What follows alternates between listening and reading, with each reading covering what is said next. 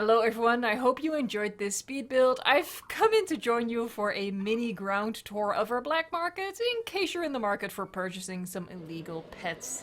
Of course, next week on December 8th, the Dominion Malta Expansion will launch, and I'm super hyped about that, and this build was inspired by that and is in anticipation of that. Of course, the DLC is going to give us a brand new building set and decorations, so a 2.0 version of this build might be necessary, but I hope seeing this build ahead of the release will give you some inspiration, so you're ready to dive in and build something awesome as soon as the DLC releases. I'm going to be doing a ton of builds with the new content coming to the game, so if you're curious to see what I'm gonna make and get ideas from me, please consider subscribing to the channel. I would love it, absolutely love it, and appreciate it so much if we could get to 140,000 subscribers by the end of the year. And if you subscribe and leave a comment down below with your Steam username, you might win a copy of the Malta DLC since I'm doing a giveaway. The winner will be picked at random from the comments sometime next week, and I will gift them the DLC on Steam.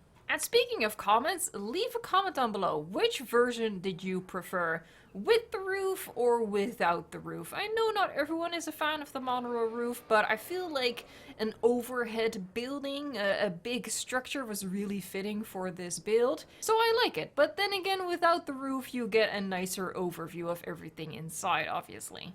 Now, as I said, I am super hyped for this DLC, and because of that, the inspiration for and the creation of this entire build was actually really easy. It came to me really easily. The first idea that did come to me was the monorail roof to give like this indoor black market structure. I also wanted to use 2 aviaries and use my sunken aviaries technique that I covered in my 10 tips for aviaries video from, I think, last week.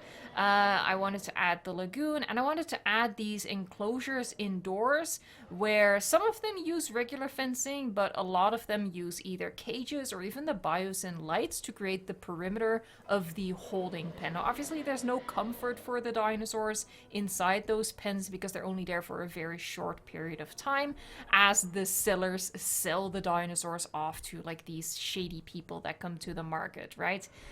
So when this idea came to me to do a black market, I actually made a little sketch on paper first, and maybe this is a tip for you guys out there as well. It was just a case of I wasn't playing the game at that time. I couldn't test out some things, so I wanted to just write down or draw my ideas for this build just so I wouldn't forget, because I didn't have time to build it right away.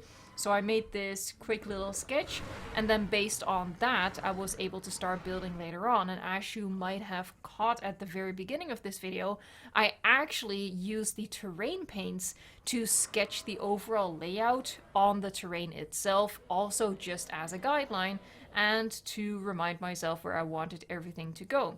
Might be a tip out there for some people who want to approach a build that way as well.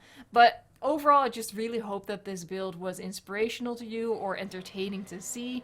And if it did inspire you, if you did enjoy watching, please give the video a like. That helps me out so much. And I would really love it if you would subscribe to the channel and stay tuned for all of the upcoming content for the Jurassic World Evolution 2 Dominion Malta DLC. Again, coming next week. So excited.